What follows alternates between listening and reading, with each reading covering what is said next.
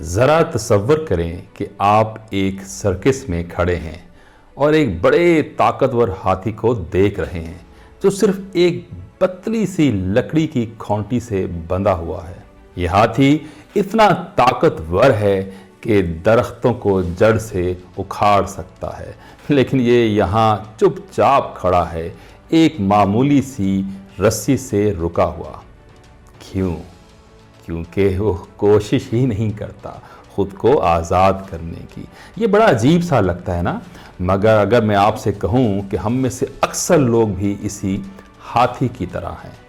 جب یہ ہاتھی چھوٹا بچہ ہوتا ہے تو سرکس کے لوگ اسے ایک بھاری زنجیر سے باندھ دیتے ہیں۔ وہ کوشش کرتا ہے خود کو چھڑانے کی، لیکن وہ بہت چھوٹا اور کمزور ہوتا ہے۔ وہ زور لگاتا ہے لیکن ناکام ہو جاتا ہے۔ وہ رسی کھینچتا ہے لیکن کچھ نہیں ہوتا۔ دن، ہفتے، مہینے گزر جاتے ہیں اور آخر کار وہ ہار مان لیتا ہے۔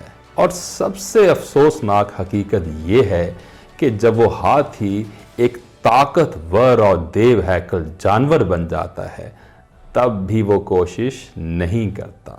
اب صرف ایک کمزور سی رسی ہی کافی ہے اسے باندھنے رکھنے کے لیے، نہ اس لیے کہ وہ خود کو چھڑا نہیں سکتا، بلکہ اس لیے کہ وہ سمجھتا ہے کہ وہ نہیں چھڑ سکتا۔ یہی وہ سوچ ہے جو ہاتھی کو قید رکھتی ہے، زنجیر نہیں بلکہ اس کے اپنے دماغ کی حد بندی۔ اب میں آپ سے ایک سوال پوچھتا ہوں، آپ کو کون سی رسی روک رہی ہے؟ کون سی ناکامی نے آپ کا یقین توڑ دیا ہے؟ آپ نے کون سے محدود خیالات کو حقیقت سمجھ لیا ہے؟ شاید کسی نے آپ سے کہا تھا تم اچھے نہیں ہو، تم میں قابلیت نہیں ہے، تم کبھی کامیاب نہیں ہو سکتے، اور آپ نے اسی ہاتھی کی طرح ان باتوں کو سچ مان لیا۔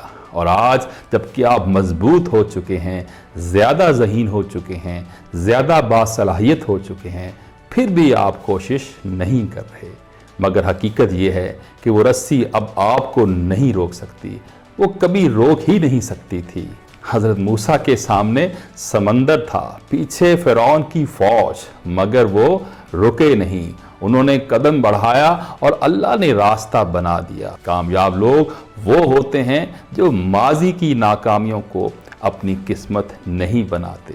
اب وقت آ چکا ہے کہ آپ اپنی رسی توڑ دیں، اپنی حدود کو چیلنج کریں، اپنی کہانی خود لکھیں، اپنی زندگی کا پہلا قدم کامیابی کی طرف بڑھائیں، کیونکہ سچائی یہ ہے آپ کبھی بھی قید نہیں تھے۔